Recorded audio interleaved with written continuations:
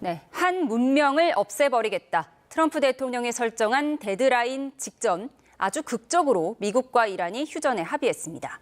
김덕일 고려대 아연 중동이슬람센터 연구위원, 김대영 국가전략연구원 군사전문위원 두 분과 함께 짚어보겠습니다. 어서 오십시오. 안녕하십니까. 네, 오늘의 휴전 선언이 협상의 청신호일지 아니면 또 다른 압박의 시작일지 관련 영상 먼저 보고 오시죠. 트럼프 대통령은 호르무즈 해협을 이틀 안에 완전 개방하지 않으면 이란의 발전소들을 파괴할 것이라고 위협했습니다. 트럼프 미국 대통령은 최후 통첩 시한을 5일간 유예한다고 밝혔습니다. 공격 유예 시한 하루를 앞두고 트럼프 대통령이 다시 열흘 동안 공격을 하지 않겠다고 밝혔습니다. 미국 동부 시간 화요일 저녁 8시라는 짧은 글을 올렸습니다. 협상 시한을 하루 연장하겠다는 뜻입니다. I mean complete demolition by 12 o'clock. And it'll happen over a period of 4 hours if we wanted to. 한 문명 전체가 사라져 되돌릴 수 없을 것이다. 착취와 죽음이 끝날 것이라고 강조했습니다. 일본이 하르그 섬의 군사시설 50여 곳을 타격했습니다. 압박을 최고 수위로 끌어올린 겁니다. 이란에 대한 2주간 폭격과 공격을 중단하는 데 동의한다고 밝혔습니다. 호르무즈 해협을 개방하는 게 조건이라고 밝혔습니다.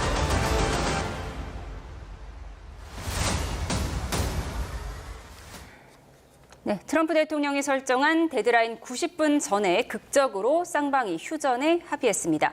호르무즈 열면 2주 동안의 휴전이 발효된다. 트럼프 대통령이 이렇게 밝혔는데 좀 예상했던 부분이실까요?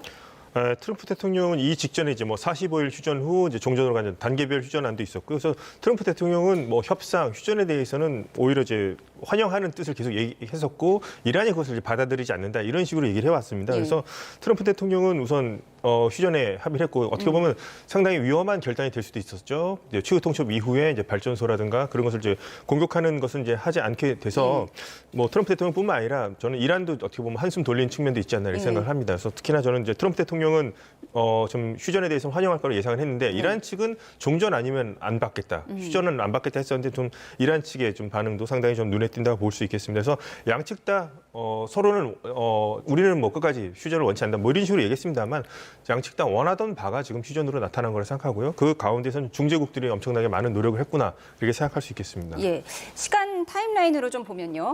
미국 시간으로 저녁 8시가 협상 시한이었고 아침 8시에 트럼프 대통령이 다 없애버릴 수 있다. 한 문명을 파괴할 수 있다 이렇게 밝혔다가 저녁 6시 반쯤에 이렇게 극적으로 휴전에 합의한 거거든요. 그럼 그 사이에 한 문명을 없애버릴 수 있다. 이런 협박이 좀 이란에게 작용했을까요?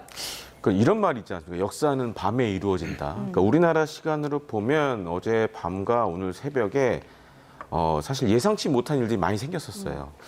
기존에 이제 중재국이라고 할 수 있는 파키스탄, 이집트, 튀르키 외에 어제 이제 새벽에 이제 밤 사이에 카타르가 적극 중재에 나섰고 그리고 이제 중동 국가들 사이에서 이런 위기감이 있었습니다. 이거 잘못하다가 다 같이 공멸할 수 있다라는 위기감이 있었고 카타르가 이런 부분을 이란에게 적극적으로 얘기를 했고 이란 입장에서 봤을 때 지난 주말과 월요일하고 화요일 사이에 사실은 이제 이스라엘과 미군의 공습이 그 어느 때보다도 좀 강력했어요. 그리고 어제 같은 경우에는 어제 낮에 한국 시간으로 어제 낮에 보면 이란의 이제 교통 인프라 시설도 공습 목표에 들어가다 보니 혁명 수비대, 그러니까 이슬람 혁명 수비대 입장에서도 야 이거 더 이상 끌고 갔다가는 더 이상 복구 불가능한 피해가 생길 수밖에 없다라고 생각한 점도 이 협상 테이블에 나오게 된 배경이 아닌가 좀 생각이 됩니다. 예, 이란의 돈줄이라고 하는 하르그 섬도 50차례 공습을 가했잖아요. 이런 걸 트럼프의 매드맨 전략이다 이런 얘기도 있던데요. 매드맨 전략이 통했을까요? 그동안 하르그 섬 같은 경우에는 사실 이번에 이 석기 시대 포함이 안 돼 있는 걸로 많이 생각이 됐었어요. 그런데 갑작스럽게 어제 밤에 하르그 섬을 공습을 했고 물론 원유 저장 시설이나 물론 에너지 관련된 시설 공습을 한 건 아닙니다. 군사 시설 위주로 한 50여 군데를 공습을 했어요. 이거 좀 강력하게.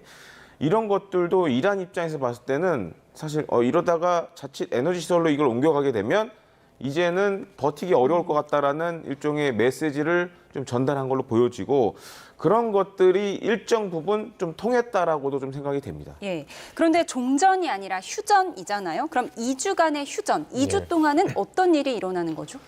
2주간은 무슨 이제 무슨 모든 적대적인 공격을 멈춰야 될 것 같고요. 사이에 이제 엄청난 이제 협상 같은 것들을 이제 진행돼야 될 것 같은데 이제부터가 이제 좀 시작이 아닐까라는 생각이 들고요. 좀 갈 길이 멀어 보이긴 합니다. 2주간의 기간이 상당히 저는 뭐 짧다고 느껴지기도 합니다. 왜냐하면 미국이 내건 조건들이 있었습니다. 제한이 이제 15개 항목이 있었죠. 근데 사실상 이란이 느끼기에는 사실상 항복에 가까운 내용이었습니다. 그래서 받아들이기 힘든 내용도 있고 트럼프 대통령에게 이제 받은 이란 측이 제안한 것도 10개 항목이 있는데 뭐 트럼프 대통령은 이것을 뭐 고려하겠다고 얘기를 하는 것 같습니다만 이것도 미국이 또 받기는 힘든 부분이긴 합니다. 그래서 평행선을 달리고 있는데요. 그럼 여기서부터 이제 다시 어느 쪽에서 이것을 이제 절충하느냐, 양보하느냐 여기에 달려 있는데 현재로서 봤을 때는 이제 휴전하고 협상으로 들어가긴 합니다만 좁히기가 사실상 좀 쉬워 보이지는 않습니다. 그래서 2주 동안에 이제 얼마만큼 양측이 이것을 절충안을 마련하냐가 관건이 될 텐데 2주간의 기간이 저는 어떻게 보면 이것을 그 동안에도 협상을 했는데 좁히지 못했었는데 2주간에 이것이 이루어질 수 있을까에 대해서는 상당히 좀 걱정을 하는 부분이 있습니다만 극적으로 뭐 타결될 가능성도 물론 있다고 볼 수 있겠습니다. 이제부터 시작이긴 하지만 어쨌든 전쟁 발발한 지 40일 만에 쉼표를 찍게 되는 것이기 때문에 그 부분에 좀 의미를 두셨습니다. 그런데 이제 미국 측 합의문 내용을 보면요. 트럼프 대통령이 군사적 목표를 달성했거나 초과 달성했다 이런 표현을 썼거든요. 근데 애초에 전쟁 목표는 이란의 핵 개발에 싹을 잘라버리겠다 이런 거였는데 뭘 달성했다는 걸까요? 그러니까 군사적인 측면에서 봤을 때는 지금 핵과 미사일 개발과 관련된 시설들은 거의 대부분이 지금 다 정리가 됐고요. 이 밖의 군사 시설들, 예를 들어서 이란의 호르무즈 해역과 관련된 군사 시설도 그 대상에 들어갔었고 또 한 가지로는 각종 방공망과 관련된 것도 지금 대부분 다 정리가 됐습니다. 그래서 이제 트럼프 대통령이 석기 시대 얘기를 했던 배경도 보면 사실 이제 미국과 이스라엘은 다음 단계 작전을 준비를 하고 있었어요. 그게 이제 인프라 시설, 에너지 시설을 이제 준비를 하고 있었는데 그렇기 때문에 이제 이란 입장에서 봤을 때는 만약에 지금 이란의 다른 생활 인프라 시설이라든가 에너지 시설이 타격을 받으면 이때는 이제 성격이 좀 바뀌게 됩니다. 그러니까 이란의 정권 교체와 연관될 수밖에 없어요.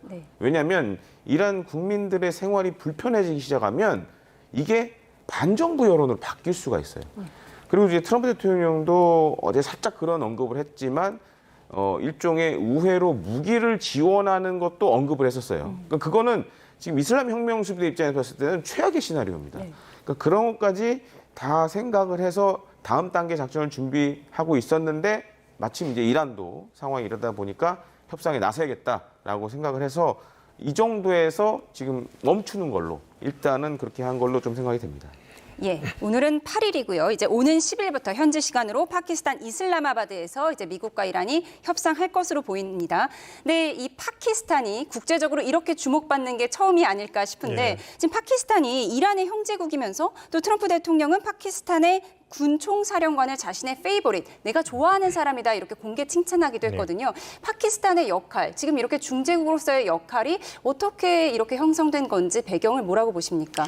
파키스탄은 이제 친미 국가이기도 하면서요. 또 중국하고도 친하고 이란과는 뭐 친하다고 볼 수 없습니다만은 그렇게 친하다고 볼 수 없습니다. 이제 국경을 맞대고 있기 때문에 이란에서 분쟁이 오래될수록 파키스탄한테는 이제 좋지 않은 부분이 있습니다. 근데 이번에 중재국으로 적극 나섬으로써 자신들의 외교적 입지도 높이고 어떤 경제 문제 같은 것들도 해결하는 그런 포석이 아닌가 생각이 됩니다. 그래서 이번에 또 아라크치 이란 외무장관이 또 거기서 공개적으로 이란 정부를 대표해서 발표한 것에도 파키스탄 총리와 또 육군 참모총장을 칭찬하는 말이 있었는데 파키스탄 지금 경제가 상당히 어렵고요. 호르무즈 해협 위협 때문에 지금 상당히 좀 경제난을 겪고 있는데 이번 기회를 통해서 어떤 미국이라든가 IMF를 통한 어떤 지원도 기대해 볼 수 있겠고요. 특히 이제 파키스탄이 좀 경계를 했던 게 대중국 견제 차원에서 미국과 인도가 상당히 좀 밀착하는 그런 모습을 보여줬었습니다. 그런데 인도와 파키스탄은 또 앙숙 관계이기도 하고요. 그런데 얼마 전에 작년이었죠. 인도 파키스탄 분쟁이 있었을 때 또 트럼프가 중재를 해줬던 적도 있습니다. 그래서 이 샤리프 총리 같은 경우는 트럼프를 노벨 평화상 수상자로 후보로 추천하기도 했었습니다. 그래서 그런 점들에서 외교적으로 이제 파키스탄이 자신들을 좀 드러내기 위해서 좀 이번에 많은 노력을 했다고 볼 수 있겠습니다. 그래서 어떤 경제 문제도 해결하고 지정학적으로 이란과 국경 문제도 어떤 분쟁이 일어나지 않도록 이번에 좀 하고 그다음에 외교적으로도 자신들이 중재국으로서 부상하고 회담 장소가 이제 이슬라마바드로 정해졌으니까요. 이제 전 세계의 이목이 집중되겠죠. 그렇게 함으로써 이번에 같은 파키스탄 정권도 상당히 좀 자신들의 입지를 높이는 데 성공했다고 생각합니다. 당분간 전 세계의 이목이 공격이 파키스탄에 쏠릴 것 같은데요. 휴전한 직후에 파키스탄의 쉐바프 샤리프 총리가 SNS에 글을 올리기도 했는데요. 관련 내용을 좀 살펴보겠습니다. 핵심 내용은 미국은 2주만 더 참고 이란은 2주만 해협을 열어라. 그러면 14일 동안 이슬라마바드에서 전쟁을 완전히 끝낼 끝장 토론을 벌이자, 이런 내용입니다. 어떻게 보셨어요? 사실 이제 지금 이번 이제 미국과 이스라엘의 대이란 군사작전과 관련돼서 중재국이 이제 세 국가가 있었죠. 이집트, 튀르키예, 파키스탄. 이 가운데 좀 파키스탄 좀 독특합니다. 그러니까 파키스탄은 사우디아라비아하고 전략적 좀 동반자 관계를 맺고 있어요. 아시다시피 이제 파키스탄은 별명이 하나 있죠. 가난한 핵보유국. 근데 사우디아라비아는 핵은 없지만 오일머니가 많죠. 그래서 저는 이번 협상에 있어서 사우디가 어느 정도 역할을 한 것도 있다라고 보여지고 어제 뭐 밤과 오늘 새벽에 파키스탄도 강수를 둔 것 같아요. 자꾸 이런 식으로 이루어지면 이란에도 일종의 초강수를 띄운 거죠. 우리 협상에 더 이상 중지 안 할 수도 있다라는 메시지를 좀 전달한 걸로도 보여지고 또 한 가지로는 파키스탄도 지금 상황이 안 좋습니다. 그러니까 뭐 외신 통해서 많이 보셨겠지만 지금 인도라든가 동남아 몇몇 국가들은 물론 우리도 지금 예를 들어서 뭐 원유 문제라든가 천연가스 문제가 있지만 훨씬 더 심각해요. 이들 나라는. 파키스탄도 마찬가지고. 그래서 파키스탄 같은 경우에는 중재를 하면서 파키스탄 소유의 선박들 8척이 먼저 빠져나갔었죠. 호르무즈 해협을. 그런 차원에서도 파키스탄도 이 상황을 빨리 정리해야 되기 때문에 좀 적극적으로 중재를 했지만 다만 이제 그 SNS에 올린 걸 보면 이제 몇몇 사람들 태그됐던 것 중에 빠진 것도 있어요. 그걸 같이 보여주시면 좋을 것 같습니다. 설명을 좀 드리면 이 파키스탄 총리의 글에 트럼프 대통령, 벤스 부통령 이렇게 태그를 건다고 하나요? 이게 골뱅이와 자기 이름이 같이 나오는 거. 동의한 사람은 트럼프 대통령과 벤스 부통령이 있는데 강경파인 헤그세스 국방장관과 이스라엘 네타냐후 총리 이름이 빠졌거든요.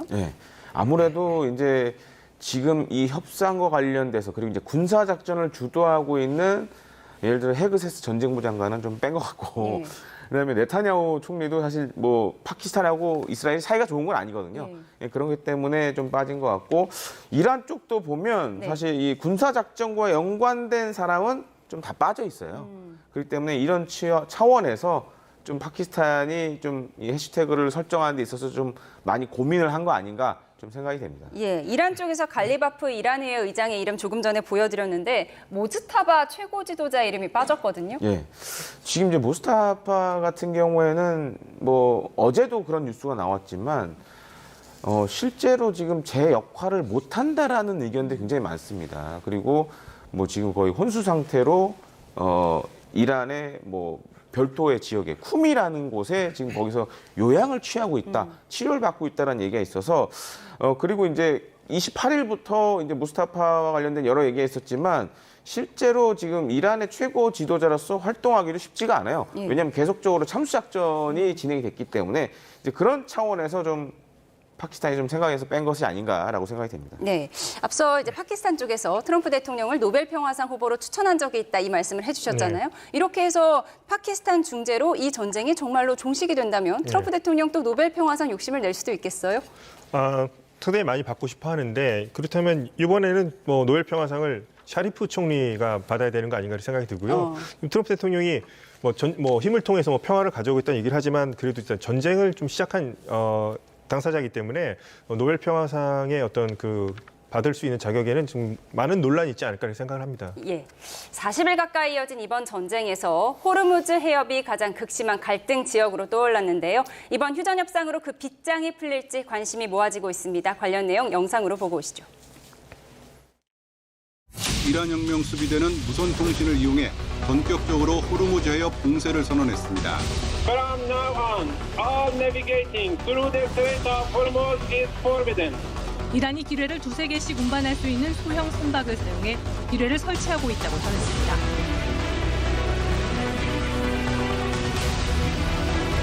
호르무즈 해협을 열지 않으면 지옥에서 살게 될 거라면서 욕설을 쓰며 Are you allowed to, or are you willing to end this conflict with Iran charging tolls for passage through the strait? Us charging tolls? Iran. What about us charging? that something you're considering? I'd rather do that than let them have one. Why shouldn't we? We're the winner. We won.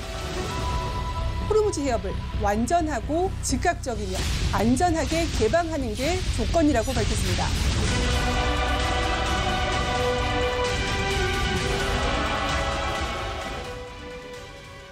전 세계의 경제를 출렁이게 했던 호르무즈 해협. 그런데요, 트럼프 대통령이 발표한 휴전한 내용을 보면 호르무즈 해협의 완전하고 즉각적인 개방을 이란과 합의했다, 이렇게 명시가 됐습니다. 하지만 이란 쪽에서 보면 이란의 군과 협조하에 해협의 통과를 보장한다, 이런 식의 주장을 이어가고 있습니다. 미묘한 차이가 있거든요. 예, 그렇습니다. 그런데 최근 이 며칠 사이에 호르무즈 해협의 통항, 그러니까 배가 이동하는 방식이 좀 많이 바뀌었어요. 항로가 바뀌었다. 네, 항로가 이제 기존에 이제 호르무즈 해협 중간에 있는 항로는 지금 거의 사용이 안 되고 있고, 이란 쪽 그 캐시운 섬을 통해서 이란 쪽으로 해안선 쪽으로 해서 나가고 들어가는 항로가 하나 생겼고, 그다음에 오만 쪽 해안선을 통해서 들어가고 나가는 항로가 지금 운영이 되고 있습니다. 그래서 지금은 중요한 건 이거예요. 그러니까 이란의 이 혁명 수비대가 이 어떤 항로가 됐든 이것과 관련돼서 무력만 사용하지 않으면 통항하는 데는 사실 아무 문제가 없어요. 근데 지금은 계속 문제가 됐던 게 이제 미국과 이스라엘이 군사작전이 시작되고 나서 통제권을 이란이 기존의 항로와 새로운 항로, 특히 이란 쪽 항로까지 이제 다 가져가면서 이게 문제가 됐는데, 어찌 됐든 지금은 양쪽이 이 호르무즈 해협의 통항과 관련돼서는 합의를 한 상황이기 때문에, 물론 대면 협상을 통해서 이후에 특히 이제 이 통항료와 관련된 부분은 남아 있지만, 어쨌든 지금 휴전 기간 안에 통항과 관련된 문제는 어느 정도 해결됐기 때문에 그런 측면에서는 좀 지금 우리 갇혀 있는 우리나라 선박들도 아마 이 기간 안에 좀 나올 수 있지 않을까, 좀 이렇게 희망적으로 보고 있습니다. 예, 말씀하신 부분이요. 미국은 완전하고 즉각적인 개방을 얘기했지만 이란 쪽에서는 이란군의 협조하에 개방한다고 되어 있거든요. 이란군의 협조하에라는 말은 결국 통행료를 강행할 수도 있다, 이런 우려도 있거든요. 우선 이제 뭐 기뢰 같은 것들이 좀 살포될 수도 있을 가능성도 있으니까요. 그렇다면 이란군이 자신들이 안전한 항로로 이제 인도를 하면서 이제 호송하겠다, 이런 건데, 이런 것이 지금 이란이 과연 그런 능력이 되는가 좀 의심스러운 부분도 있습니다. 그러니까 뭐 해군력이 있는 것도 아니고, 그래서 해군으로서 안전하게 유조선들을 자신들의 어떤 항로대로 기뢰 위협이 없는 것으로서 이렇게 통행을 호송하는 작업까지를 하는 것을 이제 저희가 봤을 때는 그걸 완벽한 이제 통제라고 할 수 있는데, 이란은 지나가는 배를 공격하거나 뭐 납포하거나 이런 역할을 할 수 있겠습니다만, 이제 그런 능력이 되는지는 상당히 의심스럽긴 합니다. 하지만 이제 공식 발표에서는 이란군의 조율이 있어야 된다는 식으로 이렇게 얘기를 함으로써 아직까지도 호르무즈 해협에 대해서 자신들이 명분상으로, 문서상으로는 계속해서 우리가 통제권을 가지고 있다는 식으로 좀 얘기를 하고 있는 것 같습니다. 그래서 지금 이제 휴전이 됐는데 이제 자유로운 개방에 대해서 요 문구의 차이에 대해서 어떤 충돌이 일어날 가능성도 뭐 사실상 없지는 않아 보이긴 합니다. 예, 지금 휴전 조건이 무엇일까, 이 부분이 가장 궁금한데, 지금 미국이 아닌 이란 측에서 공개를 하고 있거든요. 관련 내용을 좀 함께 볼까요? 우라늄 농축 인정, 이란의 호르무즈 해협 통제, 유엔 안보리 결의 해제, 동결 자산 해제, 이런 내용 들이 담겨 있습니다. 동결 자산 해제, 이게 규모가 어느 정도 되는 거죠? 동결 자산 해제 같은 경우에는 지금 이란 잘 보시면 달러로 거래가 거의 못해요. 그래서 이제 이런 문제를 해결해 달라. 그리고 일종의 이제 그건 보상금 성격도 있는 거죠. 근데 우리가 오해하면 안 되는 게, 지금 이란이 제시한 10개 조항은 이번 휴전과는 사실 상관이 없어요. 그냥 이란이 제시한 것일 그렇죠. 뿐이다. 지금 미국도 15개를 제안했고, 다만 중요한 거는 양국이 휴전에 합의한 건 일단 만나서 얘기를 해보자라는 부분입니다. 그런데 지금 이란이 제기한 10개 조항도 사실 이게 쉽지 않아요. 그러니까 미국이 제시한 15개하고 이란이 제시한 10개가 상충되는 부분이 굉장히 많습니다. 그리고 지금 어찌됐든 뭐 이스라엘도 지금 휴전에 동참하는 방향으로 됐기 때문에 아직은 문제가 안 되는데, 만약에 이제 10일에서 대면 협상 과정에서 이 10개와 15개의 충돌하는 부분을 해소하지 못한다 그러면 다시 시작될 수가 있는 거죠. 근데 지금 이란 측에서는 미국이 우리 요구 10개 다 받아들였다, 이렇게 주장하고 있거든요. 그거는 이란 내 여론을 달래기 위한 이제 그런 정치적 메시지고, 대면 협상 해봐야 아는 거죠.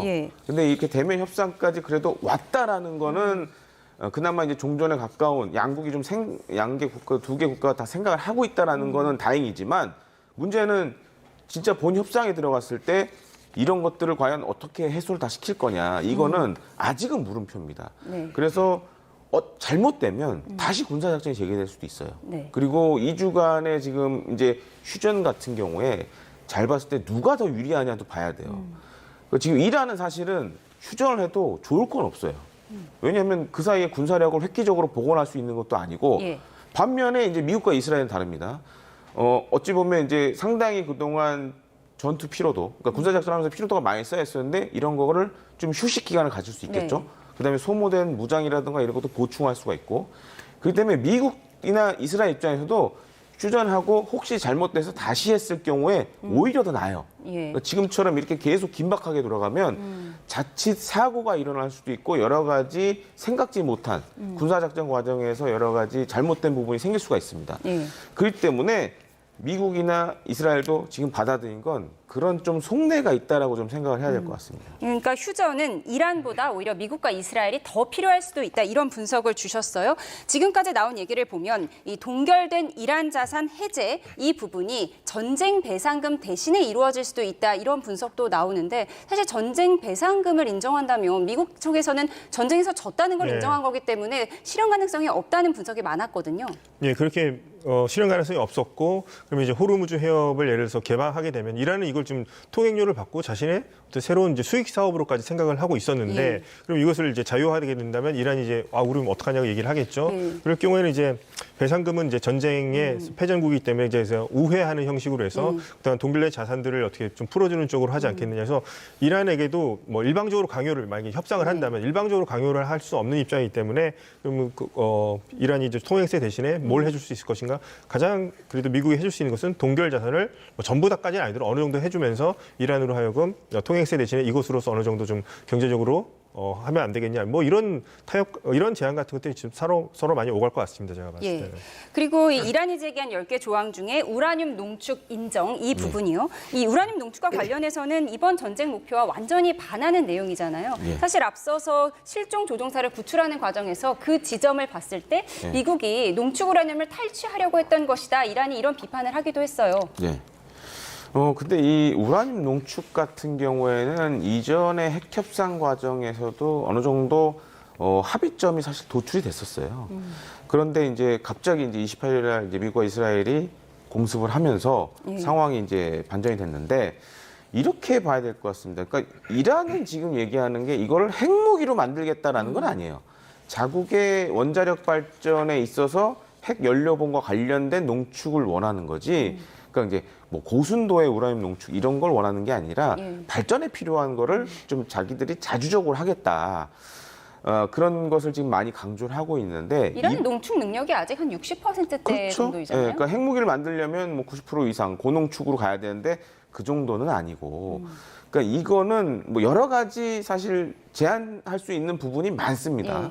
그러니까 이제 이란의 그 어떻게 보면 평화적 핵이용에 필요한 이런 뭐 연료봉 같은 거 해외에서 그럼 도입을 해라라는 방식도 될 수가 있고, 또 한 가지로는 원자력 발전소 건설이라든가 이런 것들도 이란 입장에서 봤을 때 아니, 미국이나 이런 회사가 와서 당신들이 만들어라, 이런 것도 옵션이 될 수가 있어요. 그래서 오히려 우라늄 농축보다는 지금 가장 큰 문제는 이겁니다. 이번에 이제 그 탄도미사일들, 그리고 이제 자폭 드론, 특히 자폭 드론이 어떻게 보면 지금 새로운 이슈가 될 수가 있어요. 네. 왜냐하면 이번에 피해가 탄도미사일도 있었지만 자폭 드론 피해가 컸기 때문에, 또 한 가지로는 지금 이제 중동의 다른 미 동맹국들, 지금 걸프 회원국들이 아마 이 지금 대면 협상 과정에서 그런 거 강력하게 요구할 가능성이 높습니다. 그러니까 이란의 탄도미사일 역량, 물론 기존에 이스라엘이 많이 제안을 했지만 지금 중동에 있는 미 동맹국들도 비슷한 압박을 미국이 할 수 있다라고도 좀 생각이 됩니다. 예, 이란은 이번 휴전안의 승인이 모스타바 하메네이 최고 지도자의 승인으로 이루어졌다고 주장하고 있습니다.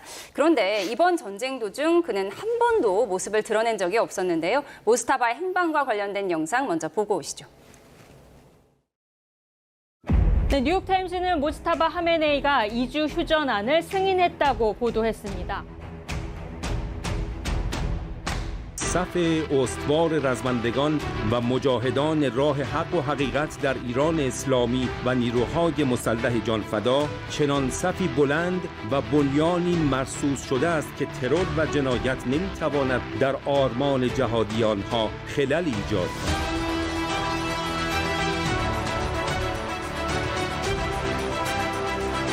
실제로는 의식 불명 상태에 빠져 있다는 주장이 제기됐습니다.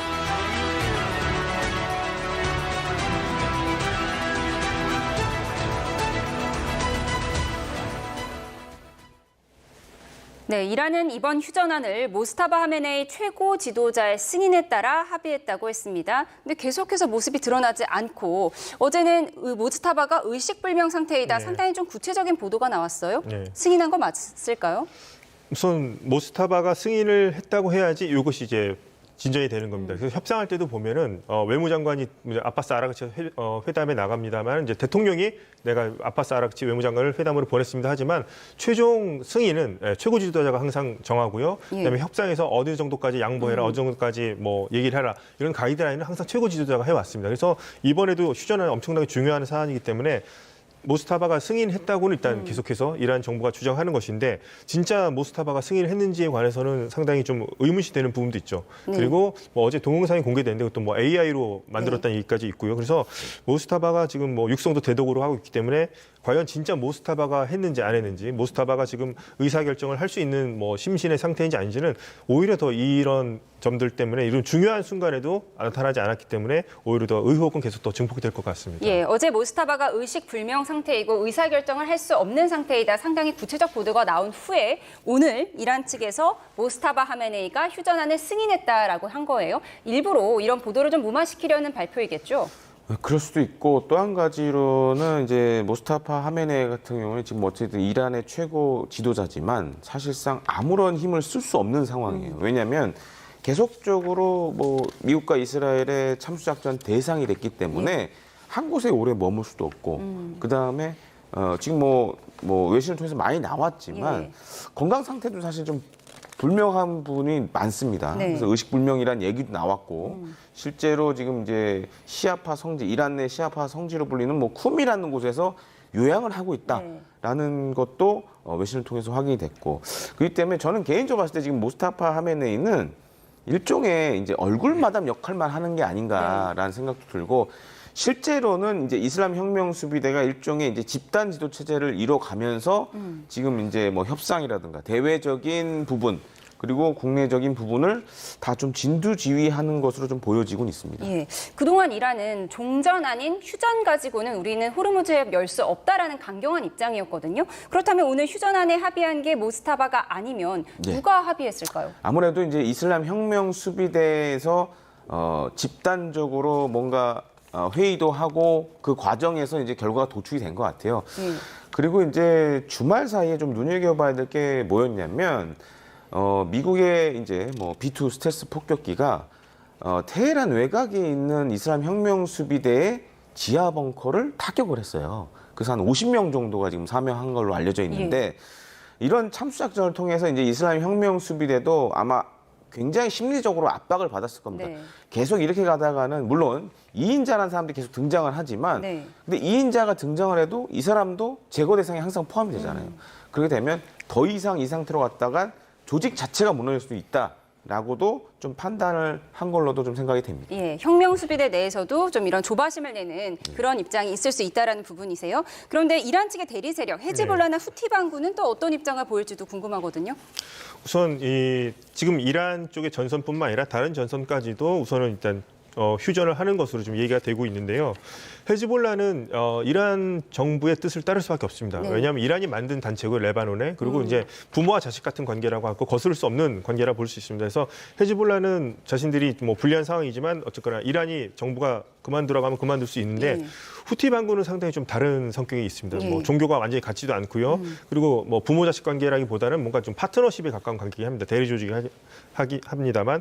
그래서 후티 같은 경우에는 아직까지 이제 이스라엘 향해서 미사일 공격만 하고 있고 우리가 우려하는 대로 홍해를 뭐 봉쇄하거나 그런 단계까지는 가고 있지 않은데 헤즈볼라는 전쟁을 그만두라면 그만둘 가능성이 높고요. 후티는 또 독자적으로 활동을 하지만 지금 자신들이 뭐 봉쇄를 한다거나 뭐 미사일 공격해서 지금 자신들이 득이 될 게 없기 때문에 제가 봤을 때는 후티 반군도 딱히 지금 굳이 전쟁을 하거나 뭐 도발하거나 그럴 이유는 크게 있어 보이지 않습니다. 그래서 당분간은 레바논과 홍해에서도 당분간은 평화가 있지 않을까 생각해 봅니다. 네, 이번 전쟁에 지금 40일 만에 휴전 얘기가 나오게 된 건데 지금 이란 쪽에서 좀 놀라운 부분은 어쨌든 지금까지 버텼다는 거예요. 그리고 지하 벙커 말씀하셨지만 미사일 벙커 공습 받더라도 몇 시간 만에 복구할 수 있는 능력을 갖췄다. 이걸 제2경 능력 이런 얘기도 하던데 이 부분 어떻게 분석하십니까? 그러니까 초기에 그 미국과 이스라엘 공습이 사실 이런 그 지금 화면이 나오고 있지만 저런 이제 미사일 저장 시설 혹은 이제 자폭드론 저장 시설에 이제 집중이 됐었습니다. 그런데 이제 방법 중에 하나가 저거를 완전히 파괴하는 건 쉽지가 않아요. 그러다 보니까 주요 이제 입구 위주로 이제 공격을 했는데 미국이나 이스라엘이 이제 이런 걸 보다 보니까 파괴된 입구를 복구해서 다시 미사일을 꺼내기 시작한 거예요. 그래서 이제 그런 것 공습과 함께 나온 발사대 위주로도 계속 공습을 진행을 했습니다. 이제 이렇게 봐야 될 것 같습니다. 물론 이제 공습을 통해서 미국과 이스라엘이 이란의 탄도미사일이나 자폭드론을 많은 양을 제거를 했어요. 그런데도 불구하고 여전히 뭐 외신에 따르면 좀 편차는 있지만 그래도 뭐 한 1000여 발 정도 남아 있다라는 얘기도 있고. 그런데 우리가 하나 주목을 해야 될 게 지금 어찌됐든 2주간의 지금 휴전 기간을 갖게 됐잖아요. 그럼 아마 이제 이란이 복구한다고 다시 뭔가를 액션을 취할 겁니다. 그럼 이제 미국과 이스라엘도 그 광경을 다 지켜보고 있겠죠. 그러면 다시 공격하면 됩니다. 그러니까 이번에 2주간의 이 휴전 기간이 미국과 이스라엘 입장에서 봤을 때는 그럼 이란이 어떻게 움직이다라는 거를 좀 확인할 수 있는 어떻게 보면 그런 기회를 또 마련했다라는 거죠.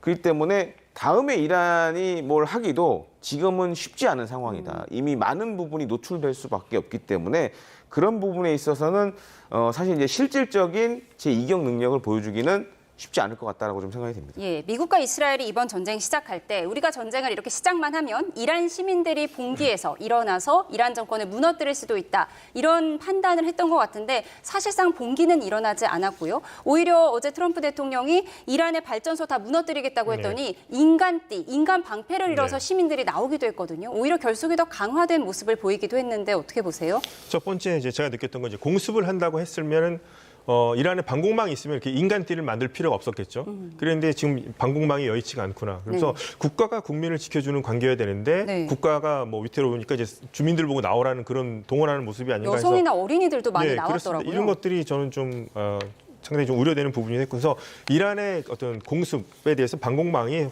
상당히 지금 무력화됐구나. 이것을 통해서도 확인할 수 있었고 오히려 결속이 됐느냐? 제가 봤을 때 모스타바를 지지하는 추종자들은 더 결속이 될 수 있었을 겁니다. 그런데 지금 시민 붕괴가 일어나지 않은 것은 모스타바가 좋아서 그러니까 저번에 1월 달에 엄청난 학살이 벌어졌지만 뭐 미워도 한번 모스타바를 믿고 미국과의 전쟁 중에 봐주자가 아니라 지금 나올 수가 없는 상황이기 때문에 나올 수 없는 거고요. 그래서 내부 결속을 지금 이렇게 보여주는 것 자체가 국영 TV를 통해서 이렇게 순교를 할 수 있고 저항 의식을 보여준다는 것 자체가 이란 사회가 지금 내부가 뭔가 문제가 있다는 것을 보여주는 거고요. 12살 어린이까지도 또 징집 명령을 낮추고 이런 것들 봤을 때 이란 사회 통제를 하기에 이란 정부가 느끼기에도 상당히 좀 위험하다는 생각하고 있기 때문에 이런 것들 좀 국영 TV를 통해서 이제 보여주는 것으로 이제 선전 효과를 노린다고 볼 수 있겠고 오히려 전쟁 때는 오히려 이 체제가 그나마 지금 결속이 가능하다고 보지만 저는 전쟁 후가 문제라고 생각합니다. 그때쯤 되면은 국민들이 정부를 평가할 시간이 올 거고요. 그럴 경우에 오히려 전쟁 시기보다 전쟁 후가 이란은 더 걱정이지 않을까 그렇게 생각해 봅니다. 이제 남은 변수는 이스라엘이 아닐까 싶습니다. 미국과 이란의 휴전안이 발표되고 얼마 안 돼서